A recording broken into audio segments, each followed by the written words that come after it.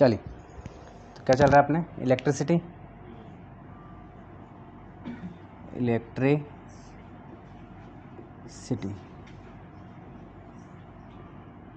ठीक है। चलिए, अपन ने क्या क्या पढ़ लिया, करंट देख लिया, ठीक है, पोटेंशियल डिफरेंस देख लिया, पोटेंशियल देख लिया, ठीक है ना। पोटेंशियल क्या होता है, हाँ, यानी कि स्टोरेज,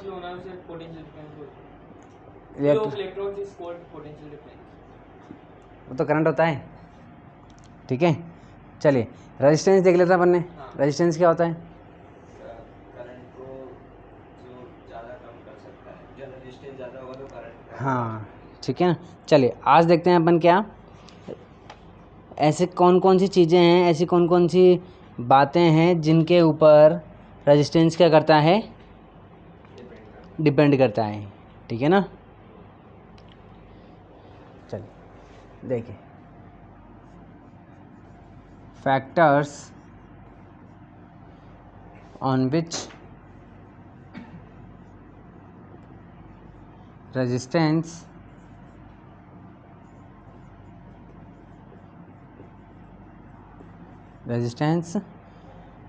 डिपेंड्स। चलिए, ठीक है। चलिए, अब आप मुझे एक बार बताओ, पहले तो देखो, कॉपर का वायर है, 5 मीटर लंबा है, कितना है, 5 मीटर लंबा है, ठीक है। और एक आयरन का वायर है, ठीक है ना, 1 मीटर है, ठीक है। चलिए, मैं कह रहा हूँ कि इसका जो कॉपर का रेजिस्टेंस है 5 ओम, ठीक है, और इसका है 4 ओम, ठीक है, आयरन का। तो बताओ, ये कॉपर है, बताओ किसका रेजिस्टेंस ज़्यादा है, कॉपर का रेजिस्टेंस, मतलब रेजिस्टेंस किसका ज़्यादा है, आयरन का रेजिस्टेंस ज़्यादा है, क्योंकि इसमें 1 मीटर में 4 ओम है। वेरी गुड, ठीक है ना। तो अब देखो, या फिर अगर मैं ये कह दूँ, चलो ये 2 मीटर है या 3 मीटर है, 3.5 मीटर है, लेकिन तो हम, या 3.5 मीटर मान लो इसको, ठीक है ना, 3 मीटर मान लो, 3.5 मीटर मान लो, ठीक है। चलो, तो अगर हम ऐसे देखने लगे तो प्रॉब्लम ये आएगी कि समझ ही नहीं आएगा कि किसका है, किसका कम है, किसका ज़्यादा है। इसलिए हम क्या करते हैं, 1 मीटर का लेके देखते हैं कि भाई सबू को कितने ले लें, भाई 1 मीटर ले लें, ठीक है ना, सबको 1-1 मीटर ले लें और फिर देख लें कि किसका कितना रेजिस्टेंस है। बात समझ में आ गई। चलिए, यानी कि जिसका भी हमको कंपेयर करना है, कैसे करेंगे, 1-1 मीटर का लेकर के, ताकि हमें प्रॉब्लम ना हो, ठीक है ना। एक तो पहली बात तो लेंथ हो गई, है ना, यानी कि इसका मतलब ये है कि जितना लेंथ होगी उतना रेजिस्टेंस बढ़ता चला जाएगा।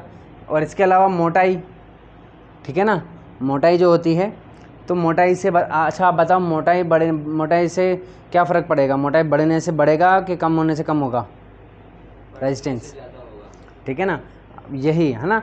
अब बस यहाँ पर थोड़ा अपना उल्टा जाता है इसमें कि लेंथ बढ़ने से तो क्या होता है, करंट कम होता है, रेजिस्टेंस, बढ़ता है ना, रेजिस्टेंस बढ़ता है, क्या बढ़ने से, लेंथ बढ़ने से, है ना। बट इसकी मोटाई, जिसको हम क्रॉस सेक्शन एरिया बोलते हैं, क्या बोलते हैं, ठीक है ना। क्रॉस सेक्शन एरिया समझते हो क्या होता है, नहीं समझते। देखिए, ये मान लीजिए कोई रोड है, ठीक है ना, सिलेंड्रिकल रोड है, ये कैसी रोड है, सिलेंड्रिकल, ठीक है ना, ऐसी। इसको मैंने यहाँ से कट कर दिया, कट करने के बाद जब हम इसको यहाँ से देखेंगे तो क्या दिखाई देगा हमें, एक ऐसा सर्कल दिखाई देगा, ठीक है ना। इधर से देखेंगे तो ये एक ऐसा दिखाई देगा ये, ठीक है ना। तो ये एरिया क्या कहलाता है, क्रॉस सेक्शनल एरिया कहलाता है, ठीक है ना। यानी कि लेंथ से परपेंडिकुलर कट करने पर, ठीक है ना, जो एरिया मिलता है उसे हम क्या बोलते हैं, क्रॉस सेक्शनल एरिया या क्रॉस सेक्शन एरिया, ठीक है ना। तो ये जो क्रॉस सेक्शनल एरिया है, यानी कि इसकी मोटाई, अगर अपन बोल रहे हैं इसको अपनी लैंग्वेज में, तो मोटाई बढ़ेगी, अगर ये मोटाई बढ़ेगी तो रेजिस्टेंस कम हो जाता है, क्योंकि ये मोटाई के जो एरिया है उसके क्या होता है, इन्वर्सली प्रोपोर्शनल होता है। बात समझ में आ गई। चलिए, पहली बात ये समझ में आ गई। इसके अलावा देखिए जो रेजिस्टेंस है ये नेचर पे भी डिपेंड कर रहा है कि नहीं, है ना। किसी भी वायर के, किसी भी कंडक्टर के नेचर पे भी डिपेंड कर रहा है कि वो कौन सा वायर है ना, किस चीज़ का बना हुआ है। कॉपर का होगा तो रेजिस्टेंस कम होगा, ठीक है ना, और अगर आयरन का है तो ज़्यादा होगा, ठीक है ना। इसी तरीके से तो ये जो नेचर है ना, नेचर की वजह से आने वाला जो रेजिस्टेंस है, नेचर की वजह से आने वाला जो रेजिस्टेंस है उसे हम क्या बोलते हैं, रेजिस्टिविटी। क्या बोलते हैं, रेजिस्टिविटी, ठीक है। ये आप ऐसा मान के चलिए कि भाई जैसे कि अभी अपन ने क्या लिया, 1-1 मीटर का वायर ले लिया सबका, है ना। अब सबकी लेंथ सेम है और मोटाई भी सबकी सेम है, फिर भी रेजिस्टेंस में अलग अलग अंतर आएगा कि नहीं आएगा, आएगा। तो इस तरीके से तो इनके नेचर की वजह से आने वाली जो रेजिस्टेंस होता है उसे हम क्या बोलते हैं, रेजिस्टिविटी, ठीक है ना। तो अपन मान लेते हैं ये कॉपर का है, ठीक है, ये आयरन का है, ठीक है। चलिए तो इसका रेजिस्टेंस क्या होगा या इसकी रेजिस्टिविटी क्या होगी, कम होगी। कॉपर की तो रेजिस्टिविटी कम होगी और आयरन की, अच्छा रेजिस्टिविटी को हम इससे दिखाते हैं रो से, ये जो साइन है इसको बोलते हैं रो, ठीक है ना। चलिए तो इसकी रेजिस्टिविटी क्या होगी, कम होगी, और इसकी रेजिस्टिविटी क्या होगी, ज़्यादा होगी। बात समझ में आ गई, नेचर की वजह से जो आ रही है, ठीक है ना। अब जितना ज़्यादा इसकी लेंथ बढ़ाते जाएंगे उस लेंथ को हम क्या किससे कर लें, इनटू रेजिस्टिविटी से इनटू कर दें, ठीक है ना। तो उतना ही ज़्यादा क्या होती जाएगी, उसका रेजिस्टेंस बढ़ता चला जाएगा। यानी कि एक रेजिस्टिविटी, इतना रेजिस्टेंस तो फिक्स है ही सही कि इतना तो है ही सही इसके पास, ठीक है ना। उसको अब जितना आप लंबाई बढ़ाओगे उतना उसकी क्या होती जाएगी, रेजिस्टिविटी बढ़ती चली जाएगी या रेजिस्टेंस बढ़ता चला जाएगा। बात समझ में आ गई। चलिए तो ये इक्वेशन 1 कि हमारी क्या हो गई कि रेजिस्टेंस जो है वो लेंथ के डायरेक्टली प्रोपोर्शनल है और क्रॉस सेक्शनल एरिया के इन्वर्सली प्रोपोर्शनल है। यानी कि लेंथ बढ़ेगी तो रेजिस्टेंस बढ़ जाएगा, क्रॉस सेक्शनल एरिया बढ़ेगा तो रेजिस्टेंस कम हो जाएगा, और ये कम होगा तो ये बढ़ जाएगा। तो फ्रॉम इक्वेशन 1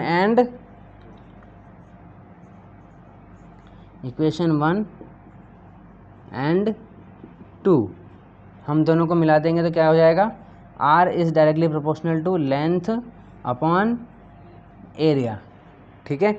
चलिए अब हमें पता है कि प्रोपोर्शनलिटी साइन हटता है तो एक कांस्टेंट आता है, ठीक है। तो ये R हटाया हमने, इक्वल लगाया, तो यहाँ पर जो कांस्टेंट आता है वो क्या आता है, रो, रेजिस्टिविटी, ठीक है, जो क्या होती है, कांस्टेंट होती है, यानी कि फिक्स होती है। किसके लिए, हर एक एटम के, या सॉरी हर एक मटेरियल के लिए, हर एक मेटल के लिए बोल दो अपन, या वायर के लिए बोल दो, ठीक है ना। कॉपर के लिए ये फिक्स होगी, आयरन के लिए ये फिक्स होगी, है ना, सबके लिए फिक्स है, अलग अलग, सबकी अलग अलग होगी इतनी कि इसकी इतनी रेजिस्टिविटी तो है ही सरी, ठीक है। अब अगर आप लेंथ बढ़ाते हो तो उस हिसाब से ये बढ़ जाएगी, ठीक है, और अगर ये एरिया बढ़ाते हो तो कम हो जाएगी उस हिसाब से, ठीक है ना। तो इन सबको इंटू करने के बाद या सोल्व करने के बाद जो आता है वो क्या होता है, रेजिस्टेंस हो जाता है हमारा। बात समझ में आ गई सबके, रेजिस्टिविटी समझ में आएगी नहीं आई, इसमें कन्फ्यूज़न होता है, ठीक है ना, ठीक है।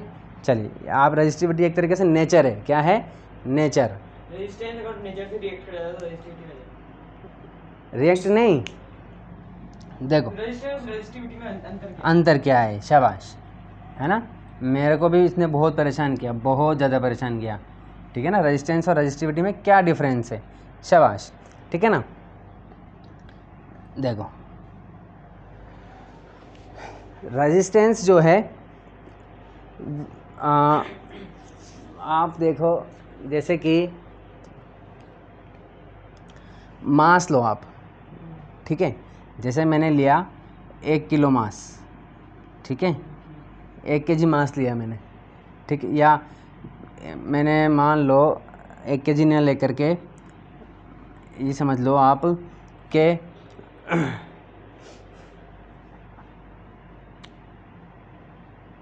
देखो वो आता है वो हमारा दूध नापने का, ठीक है ना।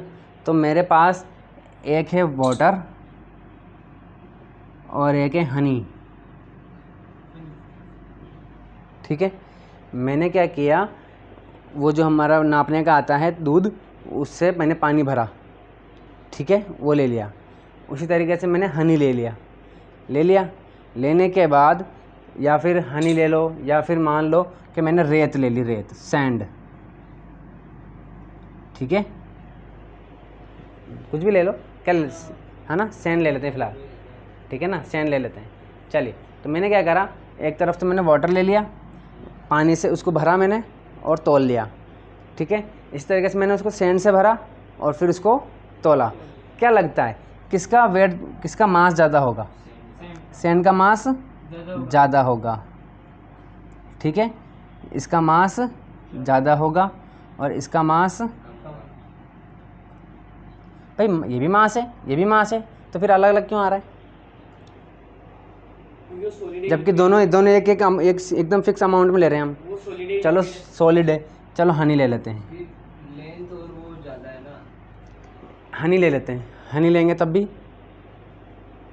ठीक है ना, मतलब हाँ, तो मतलब हाँ, तो ये गाढ़ा होना, सॉलिड होना, ये क्या है, इनका नेचर है यार, इतना तो हमारे पास है ही सरी, ठीक है, यानी कि ये इनका नेचर है, ठीक है। अब जितना ज़्यादा आप लोगे, एक बार लोगे, दो बार लोगे, तीन बार लोगे, तो उसका मास बढ़ता चला जाएगा, कम करोगे तो कम हो जाएगा, ठीक है। उसी तरीके से आपने कॉपर ले लिया, क्या ले लिया, कॉपर ले लिया, ठीक है, आयरन ले लिया। आप ये समझ लो, कॉपर लेने के बाद जैसे कि ये कॉपर, ये इसमें रुकावटें हैं, ऐसे समझ लो, जैसे कि इसमें इलेक्ट्रॉन क्या होते हैं, फ्लो होते हैं ना, तो ये इसकी रुकावटें हैं कॉपर में, ठीक है। इसी तरीके से ये आयरन है, इसकी भी रुकावटें हैं, ये रुकावटें हैं इसमें, ठीक है, ये, अब बताओ, ठीक है, ये भी 1 मीटर का, ये भी 1 मीटर का है, ठीक है ना। अब बताओ किसका किसका मतलब रेजिस्टेंस ज़्यादा होगा और किसका कम होगा? ये कॉपर का है और ये आयरन का है, तो रेजिस्टेंस किसका ज़्यादा होगा? आयरन का, और इसका कम है, इसमें रुकावटें कम हैं, इसमें रुकावटें ज़्यादा हैं। अब भले इसको आप 1 मीटर की जगह आधा मीटर ले लो, तब भी ये इसका नेचर है, क्या है, इसका नेचर है, ठीक है। नेचर को रेजिस्टिविटी बोलते हैं। हाँ, इसमें के नेचर का मतलब इसमें रुकावटें ज़्यादा है, ठीक है ना, इसमें रुकावटें कम हैं, ठीक है। अब इसकी लेंथ बढ़ा दी आपने, मान लो कि मैंने, रुकावटें अपन नहीं डाली, वो ऑटोमेटिक पहले से, हाँ, इनके पास आया हुआ है, ठीक है। अब लेंथ मैंने बढ़ा दी, मान लो 5 मीटर, ठीक है। अब इसकी रजिस्टिविटी मान लो, इसकी रजिस्टिविटी का अमाउंट है, मतलब वैल्यू है इसकी जो कि फिक्स है, जो कि फिक्स है कि 1 मीटर में इसमें रजिस्टिविटी मान लो कि 6 है, इसकी 1 मीटर में इसकी रजिस्टिविटी क्या है, 2 है, ठीक है। अब आपने लेंथ ले ली कितनी, 5 मीटर ले ली, तो इसका रेजिस्टेंस कितना हो जाएगा, 5 into resistivity। आई बात समझ में, उसका नेचर है वो। इसी तरीके से इसका 6 मीटर का क्या हो जाएगा, रेजिस्टेंस कितना हो जाएगा, 2 into 6, 12 हो जाएगा, 12 ओम हो जाएगा। आ रही बात समझ में? तो रजिस्टिविटी समझ में आई क्या होता है, ठीक है ना।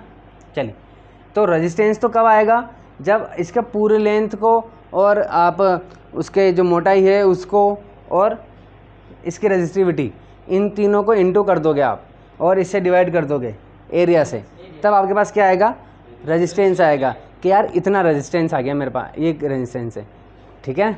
और बाकी रेजिस्टिविटी समझ में आ गई आपके, नेचर है ये इनका, ठीक है। चलिए, तो ये हमारा क्या हो गया, किस किस फैक्टर पर डिपेंड करता है, इसका मतलब हमारा एक तो लेंथ पे डिपेंड कर रहा है, क्रॉस सेक्शनल एरिया पे डिपेंड कर रहा है और रेजिस्टिविटी पे डिपेंड कर रहा है। बात समझ में आ गई? तो इससे ये हमारा फॉर्मूला आ जाता है, ठीक है। तो देखिए रेजिस्टिविटी में क्या बोल रहा है ये, आगे पढ़िए, दिख रहा है आपको रेजिस्टिविटी, देखो resistivity, it is defined as the resistance of the conductor of unit length and unit area of cross section area, ठीक है ना। यानी कि अगर आप कोई भी कंडक्टर ले लेते हैं 1 मीटर का, तो जो उसका रेजिस्टेंस होगा वही उसकी क्या होगी, रेजिस्टिविटी होगी, ठीक है ना। ये अंडरलाइन कर लेना आप, ठीक है ना, बाकी ज़रूरत नहीं है, ये इतना ही है इसमें, ठीक है ना।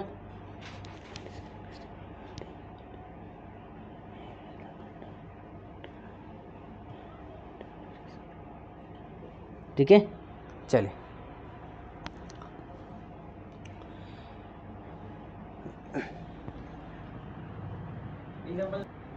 चलिए, ये तो हमने देख लिया रेजिस्टेंस किस किस पर डिपेंड करता है, ठीक है। अब आप देखिए, अच्छा अब मुझे बताओ कि रेजिस्टेंस जो है वो अगर मैंने उसका वायर का टेम्परेचर बढ़ाया, ठीक है, तो रेजिस्टेंस क्या होगा, रेजिस्टेंस क्या हो जाएगा, बढ़ जाएगा, ठीक है ना। टेम्परेचर बढ़ने से रेजिस्टेंस बढ़ जाता है, ठीक है। चलिए ये एक चीज़ और हमने देख ली। इसके अलावा इसमें लिखा हुआ है, देखिए क्या लिखा हुआ है, जो इंसुलेटर्स होते हैं हमारे, क्या ये ग्लास है, रबर है ना, इन सब का बहुत ज़्यादा रेजिस्टेंस होता है। देखिए 10⁻12 से लेकर के 10⁻17 ओम तक। इसीलिए ये क्या मतलब, ये तो बहने ही नहीं देंगे इलेक्ट्रॉन्स को, ठीक है ना, या इनके पास इलेक्ट्रॉन होते ही नहीं है, रेजिस्टेंस बहुत ज़्यादा है इनके पास, ठीक है ना। चलिए इसके अलावा देखिए कौन सा मेटल है जिसका रेजिस्टेंस सबसे ज़्यादा होता है। हमने बल्ब देखा है अपना, येलो कलर का जो बल्ब होता है, येलो कलर की जो लाइट देता है, उसमें कौन सा फिलामेंट, उसका जो फिलामेंट होता है वो किससे बना होता है, फिलामेंट, फिलामेंट। इसका जो फिलामेंट होता है वो किस मेटल का होता है, टंगस्टन का होता है। किसका होता है, टंगस्टन, टंगस्टन, ठीक है ना। टंगस्टन जो है वो क्या होता है, एक मेटल है। क्या है ये, मेटल है, नहीं हार्डेस्ट नहीं, इसका रेजिस्टेंस बहुत ज़्यादा होता है, ठीक है ना। हाँ पिघलता नहीं है, इसका मेल्टिंग पॉइंट बहुत ज़्यादा होता है, ठीक है ना। चलिए तो टंगस्टन जो है ये ऐसा मेटल होता है जिसका रेजिस्टेंस क्या होता है, बहुत ज़्यादा होता है। इस वजह से ये जब इसमें इलेक्ट्रिसिटी फ्लो होती है तो ये क्या हो जाता है, रेड हो जाता है, ठीक है ना, जल जाता है, येलो हो जाता है, जिसकी वजह से हमें ये लाइट देता है। और आपने देखा होगा बल्ब क्या होता है, बहुत गर्म हो जाता है जब वो जलता है ना, तो वो रेजिस्टेंस की वजह से ही होता है ना। अब हम बोलेंगे एक नाइक्रोम भी होता है। क्या होता है, नाइक्रोम। बट नाइक्रोम क्या है, मेटल नहीं है, मतलब मेटल है लेकिन ये प्योर मेटल नहीं है। ये क्या होता है, अलॉय होता है। ये क्या होता है, ये अलॉय। अलॉय क्या होता है, मिक्स मेटल। क्या होता है, मिक्सचर ऑफ मेटल्स होता है। ये मिक्सचर नमकीन होती है, हम उसमें बहुत सारी चीज़ें मिक्स कर देते हैं वैसे। तो ये क्या कैसे बना होता है, ये एक तो निकल से और क्रोमियम से। जो मेटल है, हाँ टंगस्टन, टंगस्टन जो मेटल है, ये नाइट्रोजन की प्रेजेंस में क्यों गर्म होता है।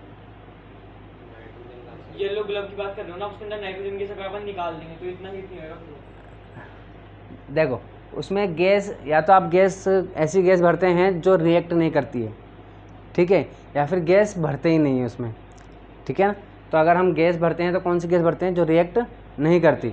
अब आप कह रहे हो कि अगर हम उसको फोड़ देंगे और फिर जलाएंगे, तो वो होता ये है कि वो जो टंगस्टन मेटल है, फिलामेंट है, वो क्या करता है, ऑक्सीजन से रिएक्ट कर लेता है। ऑक्सीजन से रिएक्ट होते ही हमें पता है, हमने कहा था कि ऑक्सीजन से रिएक्शन होने का मतलब होता है बर्निंग, ठीक है ना। तो जैसे ही ऑक्सीजन से रिएक्ट करेगा ये क्या होता है, बर्न हो जाता है। बर्न होते ही वो टूट जाता है। बस समझ में आ गई। इसीलिए उसको पैक कर दिया जाता है और उसमें ऐसे गैस भरती देते हैं जो रिएक्ट नहीं करती है, ठीक है ना, ऐसे। तो वो नाइट्रोजन या नियॉन गैस, आर्गन गैस, ये सब ऐसी गैसेस होती है, ठीक है ना। नाइक्रोम क्या होता है, एक अलॉय होता है जो निकल और क्रोमियम से मिलकर के बना होता है। इससे हम ये क्या होता है, ये किस में काम आता है, हीटिंग में। हीटर्स जो होते हैं, हीटर में नाइक्रोम का वायर लगा होता है, ठीक है ना। इसका भी रेजिस्टेंस क्या होता है, बहुत ज़्यादा होता है, ठीक है। बट ये यूज़ करते हैं हम हीट के लिए, ना कि लाइट के लिए। और ये यूज़ करते हैं हम किसके लिए, लाइट के लिए, है ना, है ना। बट ये भी हीट करता है, लेकिन हीट ज़्यादा ये करेगा, ये लाइट कम देगा, और ये लाइट ज़्यादा देगा और हीट कम करेगा, ठीक है ना। चलिए अब आ जाते हैं अपन एग्जाम्पल 7 पर। क्या कह रहा है एग्जाम्पल 7, पढ़ो।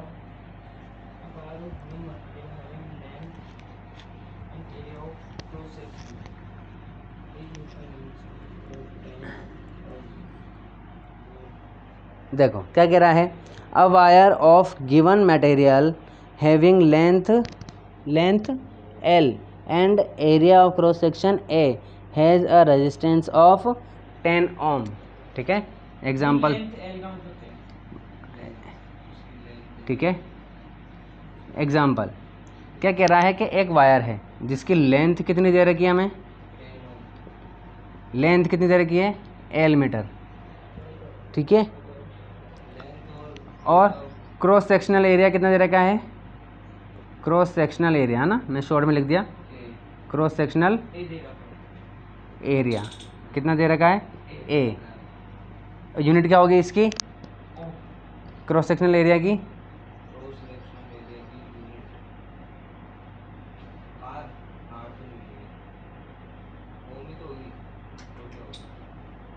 एरिया की यूनिट क्या होती है, इनवर्सली प्रोपोर्शनल 1/n। क्या बोल रहे तुम लोग, अरे भाई मैं इधर देखो इधर, अरे एरिया की बात कर रहा हूँ, एरिया की यूनिट क्या होती है, लेंथ की यूनिट क्या होती है, मीटर। इसी तरीके से एरिया की यूनिट क्या होती है, मीटर स्क्वायर। तो सोचो पहले, है ना, सुनो, ठीक है ना। हाँ जी, अ हैज़ अ रेजिस्टेंस, और वो वायर जो है, देखिए इस वायर का रेजिस्टेंस कितना दे रखा है उसने, 10 ओम दे रखा है, ठीक है। चलिए, what would be the resistance of another wire of the same material having length L/4 and area cross section. देखिए कितना अच्छा क्वेश्चन है, ठीक है ना। यह कह रहा है कि एक वायर है भाई साहब, ठीक है ना, ये एक वायर है, आप मटेरियल कुछ भी ले लीजिए, चाहे ये कॉपर का मान लीजिए, चाहे आयरन का मान लीजिए, ठीक है। हाँ जी, अब ये हो गई बात केस 1 की, ठीक है, केस 1 हो गया। केस 2 में कह रहा है, केस 2 में क्या कह रहा है ये कि भाई अब, हाँ, इसी मटेरियल का एक और वायर है, देखो इधर देखो, इसी मटेरियल, जिस मटेरियल का ये बना है ना, उसी मेटल का एक और वायर है, ठीक है, ठीक है, समझ में आ गई बात, क्या बोलता है वो, ठीक है,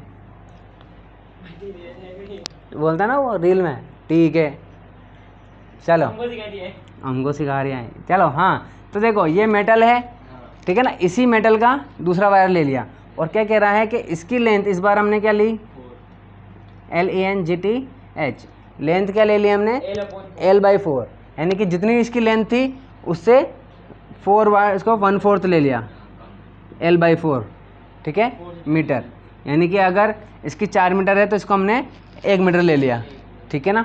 चलिए, या फिर यह 1 मीटर है तो ये 25 सेंटीमीटर हो गई, ठीक है, 1/4, ठीक है ना, ये 100 सेंटीमीटर तो ये 25 सेंटीमीटर हो जाएगी। चलिए, और क्रॉस सेक्शनल एरिया क्या बोल रहा है ये, इस बार 2.5, हाँ, area of cross section 2.5A, ठीक है, ए यानी कि जितना इसका है ना उससे 2.5 गुना ज़्यादा, इसका पहले वाले के क्रॉस सेक्शन एरिया कितना है, ए है, ठीक है, तो यानी कि इसका जो ए है उसको हमने किससे इंटू कर दिया, 2.5 से, यानी कि 2.5 से, यानी कि 2.5 गुना ज़्यादा कर दिया इसको, ठीक है ना, यानी कि लेंथ तो कम कर दी और क्रॉस सेक्शनल एरिया कर दिया, ठीक है ना, यानी कि इसको मोटा कर दिया, और पहले के कंपेरिजन में 2.5 गुना मोटा कर दिया इसको, ठीक है, लेंथ कम कर दी और मोटाई हमने बढ़ा दी, ठीक है, और कितनी बढ़ाई, 2.5 गुना, ठीक है ना। चलिए, मीटर स्क्वायर को क्या, अब पूछ रहा है कि अब रेजिस्टेंस बताओ इसका, ठीक है, कर सकते हो इस क्वेश्चन को, फॉर्मूला बताओ सर आप, कौन सा लगेगा, वेरी गुड। अच्छा देखो, समझो बात को, फॉर्मूला तो वही है हमारे पास, क्या है, देखो, केस 1 रेजिस्टेंस का क्या होता है, रेजिस्टिविटी लेंथ अपॉन ए, ठीक है, ये होता है। तो देखिए बताओ, इसकी रेजिस्टिविटी और इसकी रेजिस्टिविटी अलग अलग होगी या सेम होगी, सेम होगी, क्यों, नहीं मोटा है, अलग अलग होगी, रजिस्टिविटी जो है वो डिपेंड करती है मटेरियल पे। किस पे? मटेरियल पे। मटेरियल सेम लिएगा दोनों। बोला था मैंने अभी शाम, अच्छा ठीक है ना? शाम क्या सेम, अभी तो बोला मैंने, देखो इसमें भी लिखा हुआ है, ठीक है। What would be the resistance of the wire another same material, लिख रहा नहीं लिख रहा, ठीक है ना? तो रजिस्टिविटी किस पे डिपेंड करती है? नेचर पे, मटेरियल पर, ठीक है ना? मेटल पे। तो दोनों सेम, मेटल क्या है? सेम है, तो रजिस्टिविटी तो दोनों की क्या होगी? सेम होगी, ठीक है। तो आप यहाँ से देख सकते हैं कि रजिस्टिविटी केस 1 की, देखो दोनों की रजिस्टिविटी सेम है, इसलिए तो यहाँ से रजिस्टिविटी हम निकाल लेंगे। रजिस्टिविटी कितनी हो जाएगी? ए को ऊपर भेज देंगे और एल को नीचे ले आएंगे, ठीक है ना? तो ये हो जाएगा R into A upon L.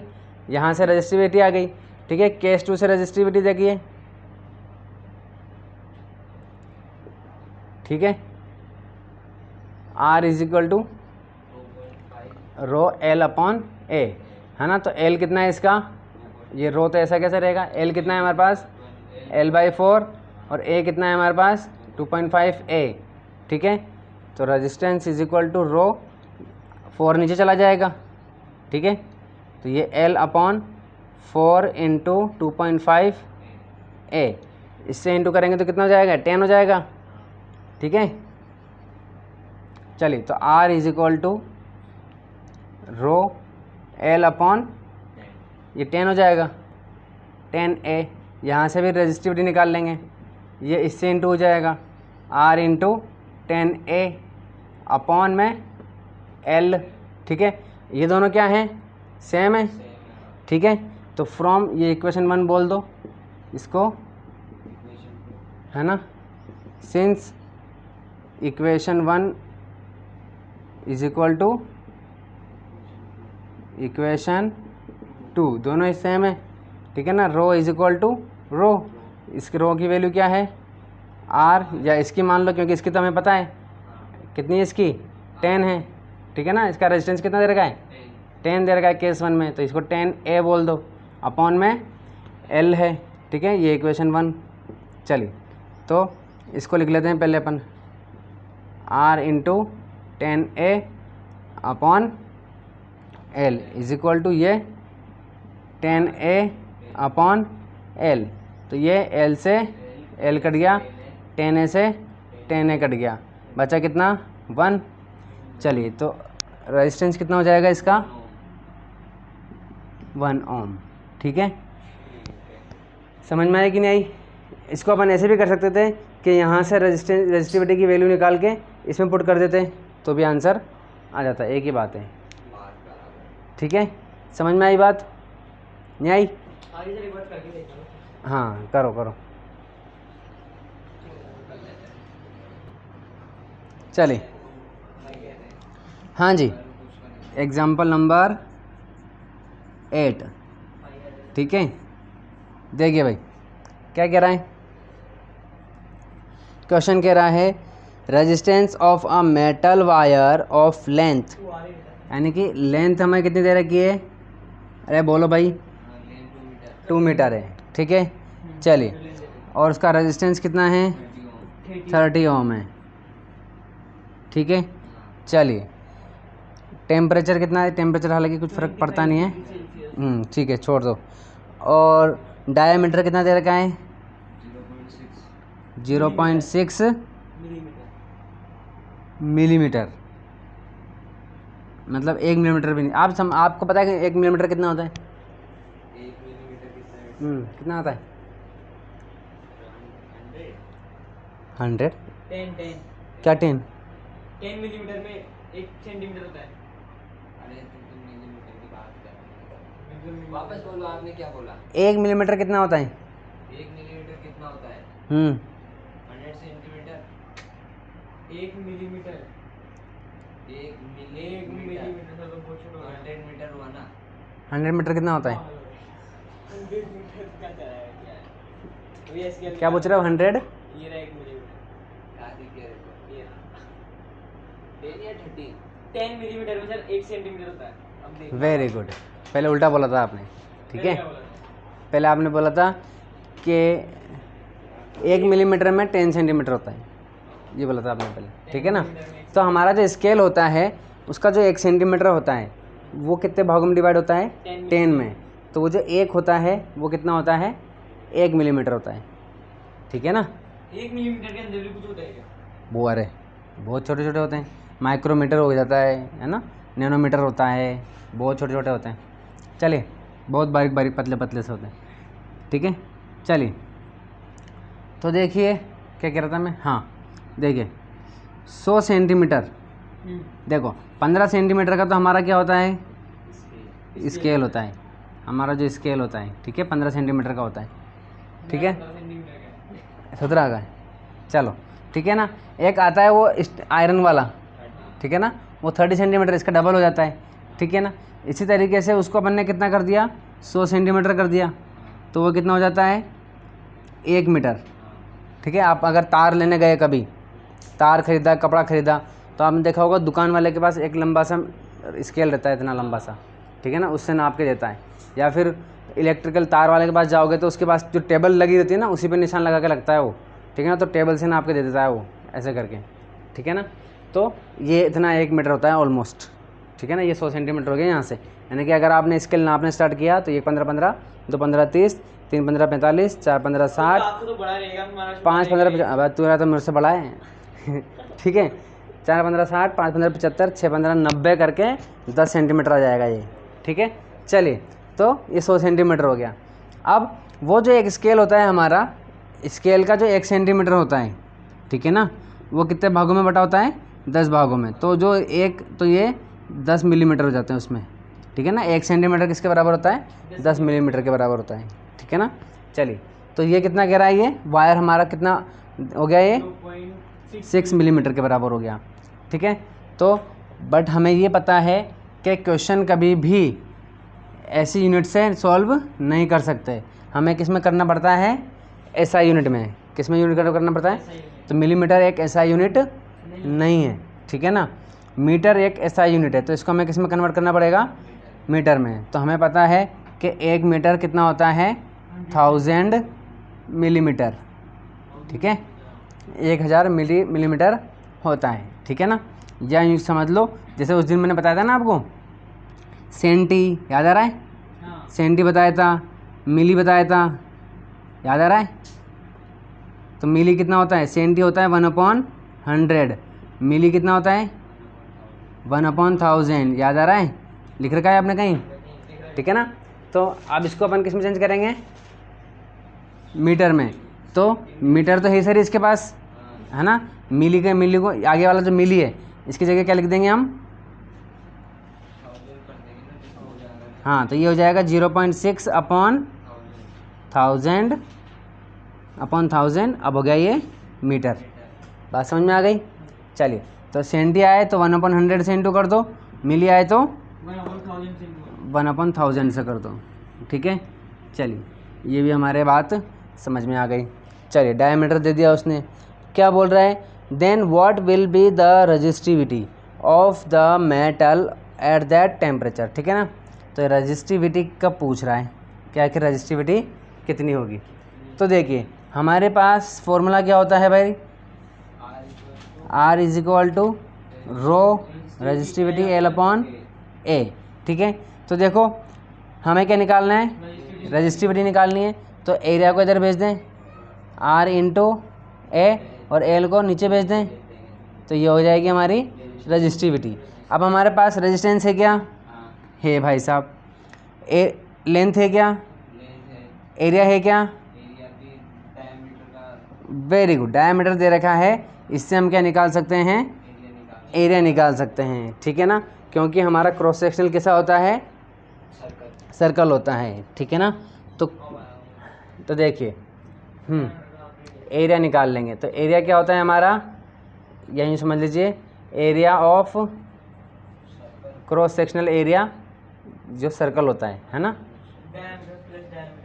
Area of cross section, ठीक है, जो कि क्या होता है हमारा, सर्कल होता है, क्या होता है, पाई आर स्क्वायर, क्या होता है, पाई आर स्क्वायर। क्या हमारे पास आर है क्या, डायमीटर का हाफ है ना, वेरी गुड। तो रेडियस इज इक्वल टू क्या हो जाएगा, d/2। ठीक है, d कितना है हमारे पास, 0.6 अपॉन 1000। इसको किससे कर देंगे, 1/2 से कर देंगे। ठीक है, पॉइंट हटाया, नीचे कितना जाएगा, 0 बढ़ जाएगा। ठीक है, 2 से ये कट जाएगा, यानी कि 3/10,000 क्या, मीटर। ठीक है, चलिए रेडियस आ गया। अब क्या कर लेते हैं, हम एरिया निकाल लेते हैं। Area is equal to pi, r की वैल्यू कितनी है हमारे पास, 3/10,000 का स्क्वायर। तो ये हो जाएगा पाई 3 का क्या कितना हो जाएगा, 9 अपॉन ये 4 0 कितना हो जाएगा, 8 0। तो यानी कि 10 के ऊपर 8 पावर। ठीक है ना, चलिए ये हो गया हमारा क्या, मीटर स्क्वायर। ये तो हमारा एरिया आया है। अब रख देते हैं इसमें।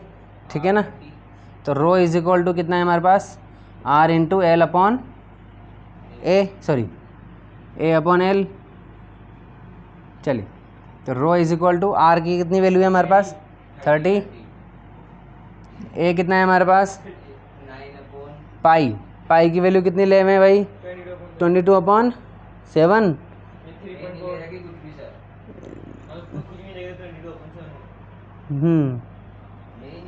ठीक है, नहीं है ना उसमें पाई वैल्यू। चलिए अपन ले लेते हैं 22/7 ले लेते हैं। ठीक है, चलिए हाँ जी, इंटू 9 10⁻²8। 2 नहीं है, 8 है। चलो है ना, तो आर हो गया, ए हो गया, और लेंथ कितनी है हमारे पास, 2। ठीक है, सॉल्व कर लें इसको। चलिए 2 से ये क्या काटें, इसको कट कर दें 11 टाइम। ठीक है, बस, और कुछ कट रहा है, चलो तो देखो 10 मत कट करो, चलो एक काट कर दो। ठीक है, 7 हो जाएगा। चलिए अब इंटू कर लेते हैं इसको अपन। ठीक है, 99 हो जाएगा ये। 99 को अपन किससे इंटू कर लें, 3 से। तो 9 तिया 27, 27 का 7, ऐसे लगा 2, 9 तिया 27 और 29, 97 या 290। चलिए ठीक है, और ये हो जाएगा 7 इंटू 10⁻⁷ 7। 7 के टेबल से ये कट जाएगा, 1 7 7, 2 7 14, 3 7 21, 4 7 28, बचा 1, 1 7 7, 2 7 14। ठीक है, 2 7 वो जल्दी कर रहा हूँ। 29 हो जाएगा, 1 बचेगा, 17 हो गया। नहीं तो देखो कितना आया था हमारा, 297 अपॉन 7 इंटू 10⁻⁷ था। चलिए 7 की टेबल बोलो। 7 4 28। 1 7 7, 2 7 14, 3 7 21, 4 7 28, 28 आएगा ना। हाँ, तो 1 बचा ना फिर इधर। हाँ, तो 1 4 1 बचा। ठीक है, तो 17 हो गया। तो पॉइंट में ले आएंगे ना, तो अब बच्चे थोड़ी ना अपन डर रहे हैं इससे। हाँ डायरेक्ट लिख देना, मैं चौके टोके से लिखा ठीक है, तो हाँ तो 2 7 14, 14 आ जाएगा। 2 बचा कितना, 3 बचा। चलिए यहाँ पॉइंट लग जाएगा, 3 के पीछे 0 आ जाएगा, 30 हो गया। तो वापस 4 टाइम आ जाएगा। चलो ठीक है, 2 बचेगा, वापस 2 आ जाएगा। ठीक है, चलिए यानी कि ये 7 से कट गया। तो रो इज इक्वल टू कितना आ गया, 42.42 अपॉन में ठीक है। अब देखो ये ऊपर जाएगा, इसको इंटू में लिख लेते हैं इसको। तो ये प्लस की पावर क्या हो जाएगी, माइनस की। चलिए तो ये ओम। रजिस्टिविटी भी क्या होती है, ओम मीटर। ठीक है, चलो